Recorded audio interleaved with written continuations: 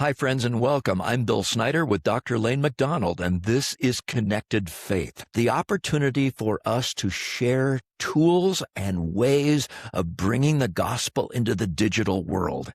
People are living in the digital world hours every day, and the church needs to be there so that we are not a silent people. Lane, welcome, and it's going to be a good podcast. Again, thanks for the excellent content that you're providing.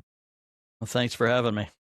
Hey, we're going to talk today about the subject of content and how we change social media into social ministry, how we can speak into the lives of people and speak to the real issues of what they're going through, because that's where the church can make a difference. So, Lane, I just opened the subject to you. What are some of the things that we can do in church leadership and church ministry to make these messages come alive in the lives of those that we would like to speak? I think the biggest thing for a pastor is to just ask your congregation, ask people around town.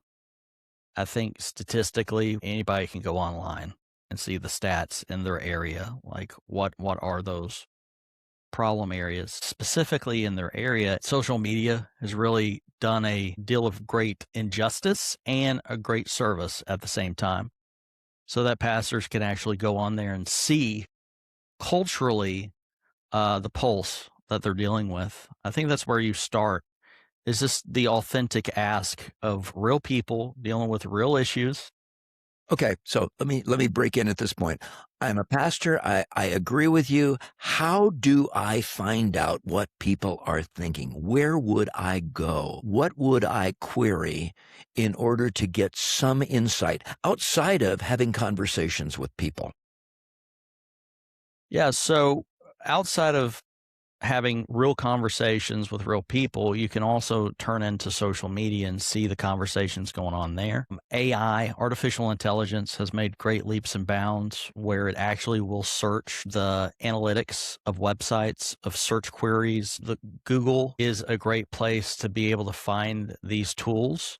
There's a great tool out there called Google Trends where you can just simply dial in even just your town, and you can cue in words: anxiety, depression, addiction, divorce, and you can actually see the trends throughout certain time periods. So you could say for this year or for the last 5 years. So you could see if there's a growing trend of that issue. Back in the day, when I was growing up, and it was the 80s and 90s, we were a little separate from the world. The stats looked a little bit different in the church. Like divorce rates weren't that high, or weren't as high as they are now. I think it's over 50% now. But in the church, it wasn't that same stat, right? It was normally quite lower. But now what we're seeing is the church is mimicking the world now in that stat. And I wouldn't say the church necessarily is mimicking the world as much as the world is seeking more inside of a church. Like, people are coming to the church for answers. So we are looking more like the world when it comes to the stats. And that means that you're probably going to be hitting a good deal of your audience if you're looking at these trends and you're asking Google. For instance, Google Trends, you can search words. At GPT, you can say, hey, look in this area and see the trends that people are searching online, and use the deep search method, and it will actually go through all the analytic websites for you and then pull all those stats out like an assistant doing a lot of deep dive and a lot of time-consuming research for you within like 5 minutes. That's a huge tool to have. Okay. So with ChatGPT, you would just basically say, tell me the trends that people are searching for online in the last 30 days in this particular region or this particular city. And you're saying that then in a short period of time, it's going to spit out maybe 6, 8, 10 different main areas: anxiety, loneliness, depression, fear, whatever. Am I saying that right? Yeah. So, I mean, it will search anything that you query, right? So Yes. it's really learning the language of ChatGPT. And the great thing about ChatGPT for a pastor is you can actually ask, hey, ChatGPT, what are the questions I need to ask you to be able to get this, that, and the other, the information that you need. And it will actually give you the questions that you need to verbally ask it or type in to get the exact information. So it will coach you how to get the right information. Mm-hmm. It's a trial and error, and you're learning. And as you learn and grow and how to ask the right questions, you'll get better answers. And what I hear you saying is that, in your opinion, the things that are going on in our communities are similar to the things that people are feeling that are even a part of our local congregations. Yes, I've noticed this trend since the late, the early 2010s, right? 2010, 2008, 2009. Now, I think it depends on the church. I grew up in a church that people didn't feel comfortable coming to as they were. It was not a safe place.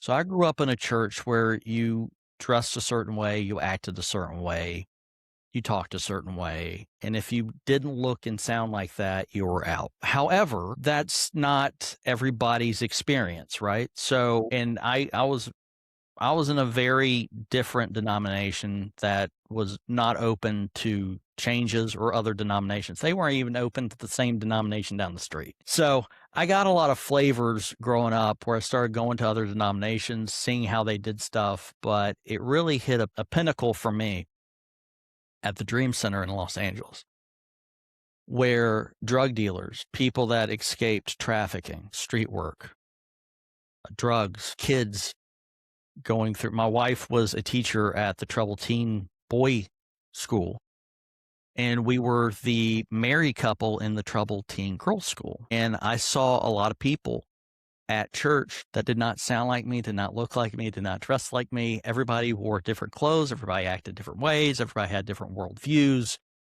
and they all came together in one area to worship God. In one absolute moment where I realized that this is what church was supposed to be, I was flustered at the fact that I had some people behind me that, had some identity situations going on, but they were still at church and they were making noises. They were probably high at the time. And I was getting frustrated. My wife put her hand on my shoulder and she said, God's working on you to show you what church is supposed to be. Mm. And that's when I realized this is it. And since then, I've seen a huge influx of that type of experience and those two worlds colliding, right? Like our brains will go fight or flight. They will always gravitate towards people like us for safety. But God is not asking us for safety. He wants us to be in a kaleidoscope of people, because only then will you find the whole body. And I think what we're seeing is, yes, like over 50% of people might be divorced in your church, right? There's definitely statistically going to be people that are dealing with addictions, divorce, marriage, parent-kid relationships. The stats are there. And the greatest thing about using these tools is you're only as good as your weakest link. So if you're your weakest link, you're not going up. You're going to stay as is. And even with your deacon board and all the other pastors putting all their minds together, we only know what we know. And these tools help us to know what we don't. Okay. And the craziest thing is what you'll hear in a church and what they do outside the church might be completely different. And so you can see the behaviors of even your congregation online, like what they really think, what they really believe. People are going to post stuff on Facebook and LinkedIn and Instagram and show their true hearts. And so you can meet them where they are just by listening and looking and observing. Okay. My experience in looking at a lot of church social media pages is that what you have just said turns that on its head. Because most churches are using social media as an events calendar and as a pay attention to me, this is what's coming up. It's the announcement page. of what's happening. And it may be, a feature of a special guest or this or that. And there is a place for some of that. I'm not criticizing that. But if we're talking messaging and content that is going to speak into people's lives, we've got to move beyond it being the poster child for the church as far as what's coming up, and get into a whole different area of messaging that not a lot of churches are doing. Now, am I saying that correctly? And could you nuance that a little more? Yeah, it's like the culture outside, it's almost tone deaf. You hear these news segments of people getting in trouble in politics for posting something that's tone deaf, right? I think the church could be, as a whole, unaware of being tone deaf. I'll give you an example. There's a church that I went to that had a food kitchen. They're in a very low income area. And they would post when the food kitchen was open. Free food. They have this incredible relationship with restaurants and grocery stores. And when food was about to go bad, they'd ship it to them. They'd cook it within a day and they get the free food. Droves of people, because they were meeting a need of their immediate area. Mm-hmm. And people were actively searching for that. Mm-hmm. But then you have places that go, you don't want to miss this Sunday service, right? And quite frankly, it might be life-changing. But I'll tell you what, to the kid down the street that's focused on surviving the night, they're not thinking about getting in their car and driving across the town to go to just your church. So what they're searching for is what they need: safety, help, prayer, a chat, somebody to call out to. And so if that church actively was ministering to their community, they would know that's a need out there by just simply listening and doing this research that we just said. So what would it look like? It would be like, hey, parental ministry, teen outreach. But it wouldn't just be that. It wouldn't just be come to our church. Mm-hmm. It would always be, let us come to you. Mm-hmm. Right? You're going to where they are. You're giving them the tools right then and there that they can act upon. And that's a very powerful thing. Let me mention something real quick. You're listening to Connected Faith. We come twice a month with new content to help you speak more in a correct way into the digital world where 95% of the people are, and most of them are never going to visit your church or even know that you exist if you're not in that space. And so we're wanting to help you be in that space authentically and to bring the message of Jesus Christ into new places. Let me mention real quick, a couple of weeks ago, we had a guest on Connected Faith, Robbie Gonzalez, who pastors outside of Chicago, Illinois, and he is a wonderful illustration of what Lane just was talking about. You may want to go into the archives of Connected Faith, look for Robbie Gonzalez, and listen to that podcast, because there are many practical things that church is doing to do just that. We are in the community speaking where people are in need, and we're there for you. And that's an excellent illustration and example. But let's go back to messaging again.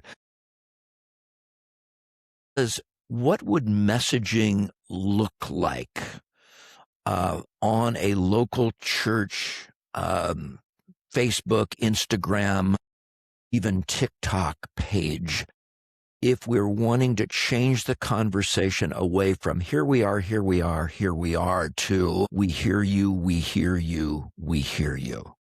Give me some thoughts or ideas that are in your head.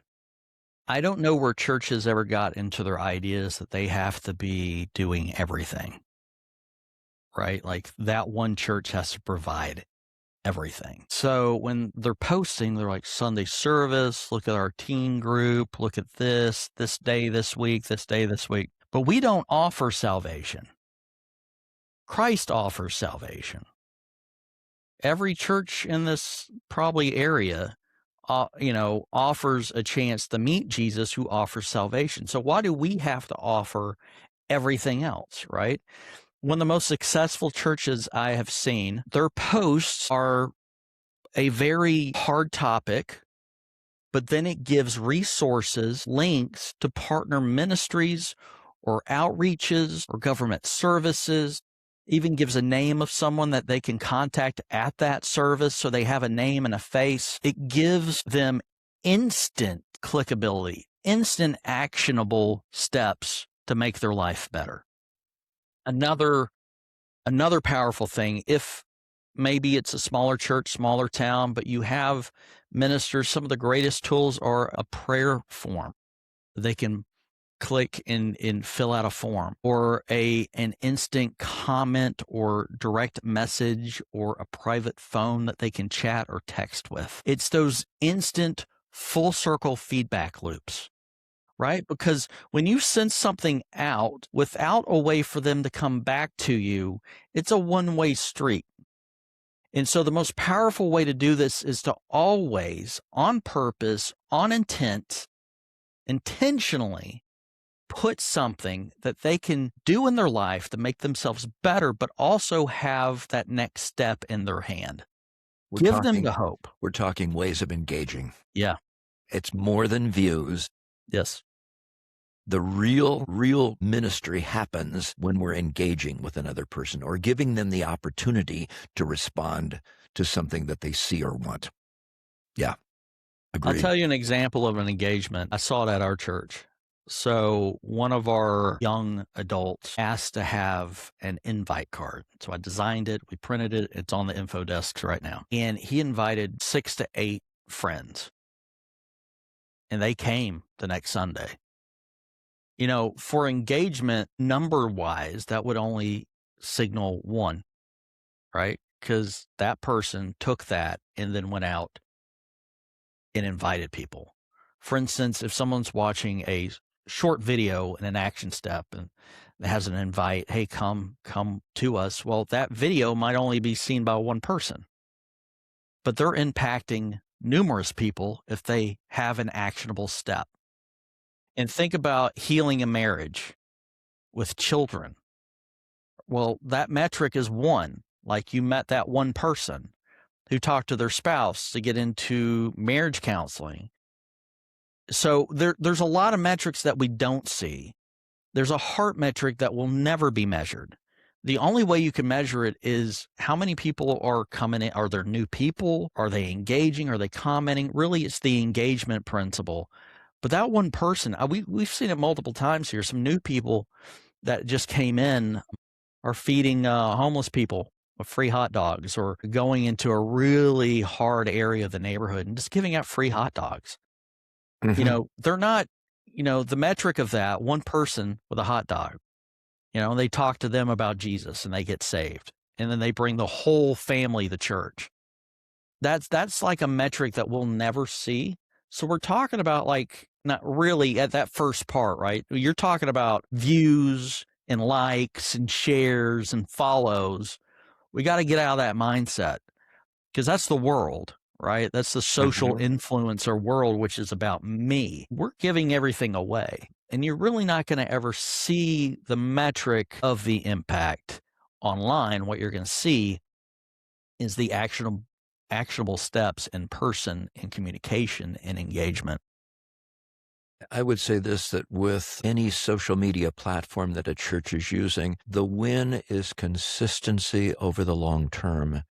It's not something that you're going to, we're hitting it out of the ballpark in the last 10 days. It is a commitment to a specific approach that I'm going to live with for the next 3 months or 6 months. And the consistency of being there and the same message coming through, it begins to have an effect on people saying, these people really do. They've been reading my mail, so to speak. I need to know more, or I think I am going to finally, after I've seen this message 35 times, I think I am finally going to DM them. I'm going to text them and say, hey, how can you help me with this?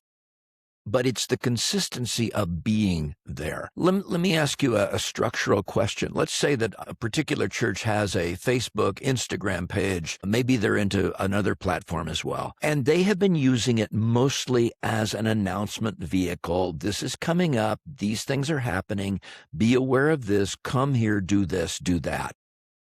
Now we're going to modify it so that now we're listening more and we're posting things that are speaking to real needs. We're turning from social media to social ministry. We don't want to completely divorce the idea of, well, you're going to have to find out more about what the church is doing through some other means. But is there a percentage that you might recommend? In other words, 4 posts out of 5 would be 1, or is there some guidance that you could give when it gets down into the weeds of what does this look like if we're going to change our messaging as we're listening more rather than just doing our one-way communication thing? Any suggestions there, Lane? Yeah. So first off, you need your church's buy-in, because this is a tool for evangelizing the community. And you're giving an instant tool, 1 click, share, like, comment. And if you got like 100 people, 600 people, 1,000 people, just ask them at the pulpit to share something right then and there. Have a social media minute, or say text a friend, and just text 1 friend and say you're praying for them, someone that you know is having a hard time, or invite them out to eat. And have like 2-3 minutes on a Sunday where everybody just goes gangbusters. And that just 100 people doing, 1 person. It's an extra 100 people that just got a message of love. And if they did 5 people, 100 people turns into 500 people, right? So that's just one thing that you can do. If you're starting out with, like, Facebook has a business managing app. So if you've just been posting a bunch of stuff that just does not resonate with what we're saying, maybe it is the bulletin board. You can go in there metrically and see which ones have the biggest trends, which ones have the biggest hits, engagements. Mm-hmm. That will tell you immediately where the heart of your congregation is with what you have been posting. That's number 1. Number 2, I would do the ask up on Sunday morning. I give your phone number up on the screen. Text me what you want us to do, right? And then I'd have verbal conversations. Also, you can ask on social media. You can see the trends in your area. And what I do is I have 1 day a week, every day, 7 days a week. There's a theme. Maybe it's Family Friday, right? What to do on a weekend, right? Okay. 3 things to do as a family. It doesn't have to be a come to Jesus Bible study every time you post. What it has to be is something intentionally activating those people and giving them enriching things that they can then take on and better their own lives. So Family Friday, Sabbath Saturday, how to rest, how to remove yourself from the work, how to get away from digital media, how to just put your phone aside and have family time. Anxiety Monday. Anxiety Monday, yeah. Manic Monday. And that is what I do. On Mondays, I have how to go to work with a godly lens. Maybe they had a hard time. So 1 post is about hardship. 1 post is about being the light.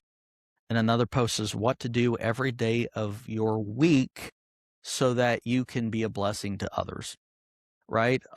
And you just have play on words on that, right? There probably could be a Bible club, right? On Wednesdays, Bible study. And at the beginning, you give the Bible study for the week. And then when they come in on Wednesday night, they've got all their stuff ready to go. And you've used your social media as a catalyst for the Wednesday night stuff. But you're also, for people that don't even come to your church, you can have a call to action there. Do you need a prayer? Did something speak to you? Here's a phone number. DM me, direct message me. Always have that call to action. And then over time, you will see what works and doesn't work, and you can lean into those. And every community around the world is different. True. That's true. Very good. Very good. Any particular advice that you would give as we're nearing the end of this particular podcast, but just speaking to pastoral advice, pastoral wisdom, as they consider embarking on this new road? Because we are literally suggesting that you turn what is standard church social media on its head. You become more of a listener You speak more into the true needs of people. You turn social media into social ministry. You use Google Trends. You use ChatGPT to become more aware. Any more just specifically pastoral leadership advice that you'd suggest? I'd say shepherds always go where the sheep are, and you're going to see where they gather online. And you're going to see how your own congregation acts online. You know, there's some people that post things that probably aren't all that Christian online, right?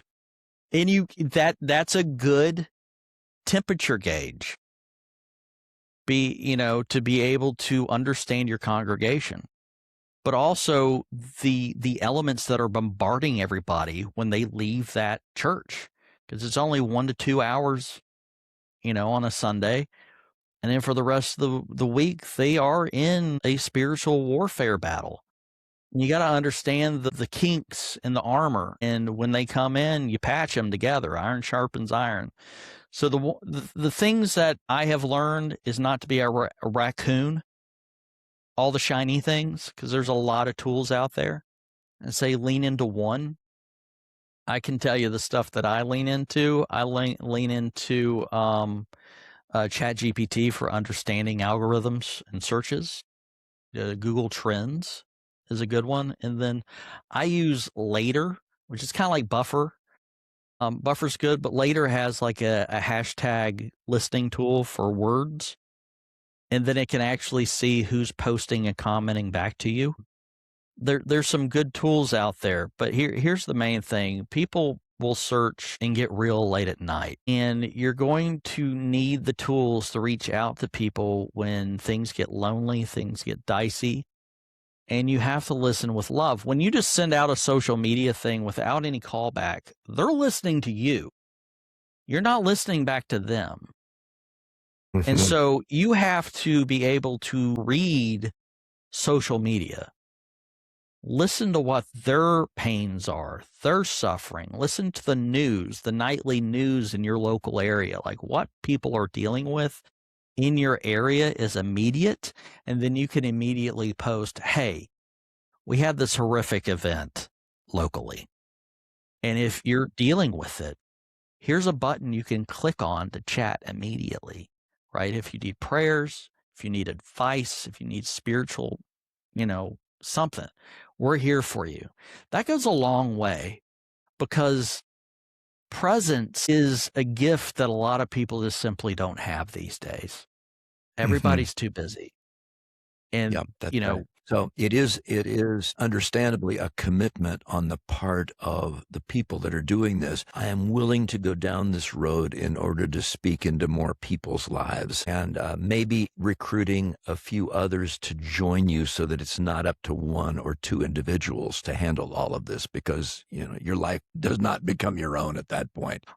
Beautiful thing about Connected Faith is that we're always providing you, as a result of this conversation, a link where there is additional information. Maybe it's a 1-page printout, a summary of tools or things that you might want to consider. And so it will be the same with this podcast. There is a link here that you can download additional material that can take you one step further. 35 minutes goes by much, much too quickly. And so we want to provide that to you. At the same time, we want to offer the opportunity. This is the feedback loop.